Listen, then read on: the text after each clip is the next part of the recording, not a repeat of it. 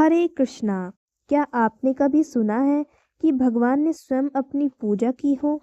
ऐसा ही हुआ था जब भगवान श्री राम ने रावण से युद्ध करने से पहले विजया एकादशी का व्रत किया था। यह एकादशी फाल्गुन मास के कृष्ण पक्ष में आती है और जैसा कि इसका नाम है, यह साधक को हर क्षेत्र में विजय प्रदान करती है। संवाद की शुरुआत महाराज युधिष्ठिर के एक विनम्र प्रश्न से होती है।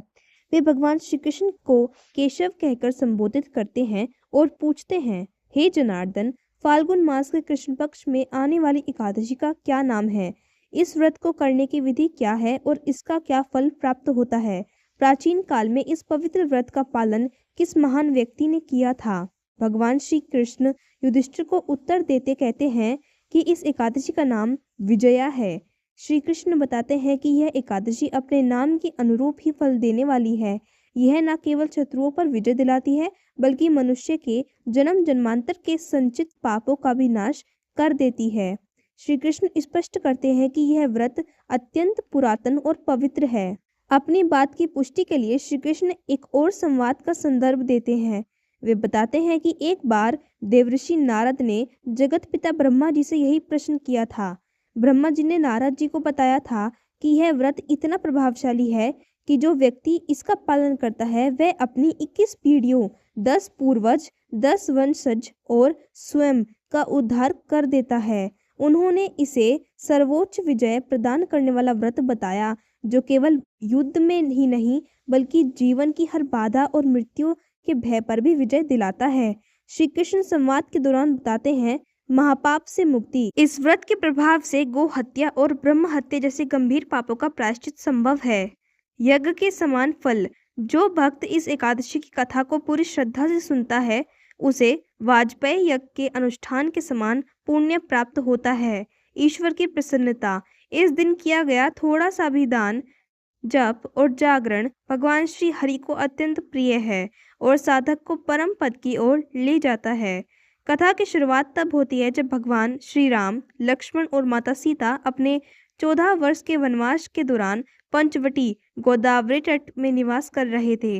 वहां रावण ने छल से माता सीता का हरण कर लिया। इस वियोग में भगवान श्री राम और लक्ष्मण अत्यंत दुखी हुए। माता सीता की खोज में वन वन भटकते हुए उनकी भेंट मरणासन जटायु से हुई। जटायु ने उन्हें रावण द्वारा सीता माता के हरण का पूरा वृत्तांत सुनाया और श्री राम की गोद में ही अपने प्राण त्यागे। इसके बाद श्री राम की मित्रता वानर राज सुग्रीव से हुई। हनुमान जी ने लंका जाकर माता सीता का पता लगाया और वापस आकर सारा समाचार सुनाया। श्री राम ने वानर और भालुओं की विशाल सेना के साथ लंका की ओर प्रस्थान किया। जब वे दक्षिण समुद्र के किनारे पहुंचे तो सामने हजारों योजन फैला विशाल समुद्र था, जो मगरमच्छों और भयानक जीवों से भरा था। भगवान ने लक्ष्मण जी से पूछा, हे लक्ष्मण, इस अभेद्य समुद्र को हम सेना सहित कैसे पार करेंगे? लक्ष्मण जी ने उत्तर दिया, हे प्रभु, आप तो स्वयं सर्वज्ञ है। फिर भी यहाँ से आधा योजन दूर कुमारी द्वीप में मुनि बगदालभ्य का आश्रम है। वे बहुत बड़े ज्ञानी हैं। वे ही हमें इस संकट से निकालने का मार्ग बता सकते हैं। लक्ष्मण जी की बात मानकर श्री राम मुनि के आश्रम पहुंचे और उन्हें प्रणाम कर अपनी समस्या बताई। मुनि बगदालभ्य ने मुस्कुराते हुए कहा, हे राम, आप फाल्गुन मास के कृष्ण पक्ष की विजया एकादशी का व्रत करें। इस व्रत के प्रभाव से आप न केवल समुद्र पार कर लेंगे, बल्कि रावण पर भी विजय प्राप्त करेंगे। मुनि ने व्रत की विधि बताते हुए कहा, दशमी को सोने, चांदी या मिट्टी का कलश स्थापित कर लें।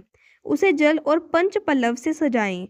एकादशी को कलश के ऊपर भगवान विष्णु की स्वर्ण प्रतिमा स्थापित कर धूप, दीप और नैवेद्य से पूजन करें और रात्रि जागरण करें। द्वादशी को ब्राह्मण को दान दक्षिणा देकर व्रत का पारण करें। भगवान श्री राम ने मुनि के कहे अनुसार अपनी पूरी सेना और सेनापतियों के साथ इस विजय एकादशी का विधि पूर्वक व्रत किया। इस व्रत के प्रताप से उन्हें समुद्र पार करने का मार्ग मिला।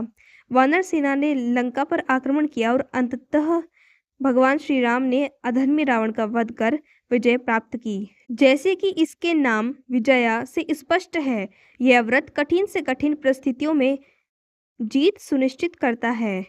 जिस प्रकार भगवान श्री राम ने अपनी सेना के साथ इसके इसे करके रावण जैसी आसुरी शक्ति पर विजय प्राप्त की, उसी प्रकार यह वर्तमान जीवन में शत्रुओं, बाधाओं और मानसिक विकारों पर विजय दिलाता है।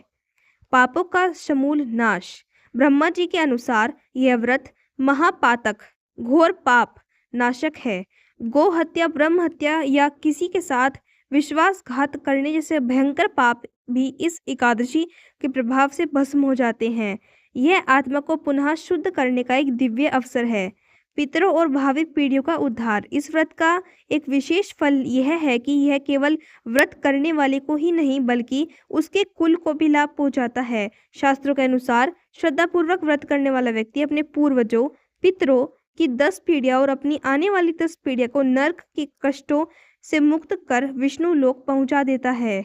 यज्ञ के समान पुण्य। इस एकादशी का महात्म्य सुनने या पढ़ने मात्र से वाजपेयी यज्ञ के अनुष्ठान जितना पुण्य मिलता है। वाजपेयी यज्ञ को शास्त्रों में अत्यंत श्रेष्ठ और कठिन माना गया है, जिसका फल यह व्रत सरलता से प्रदान कर देता है। जय श्री हरि विष्णु, जय श्री कृष्ण, राधे राधे।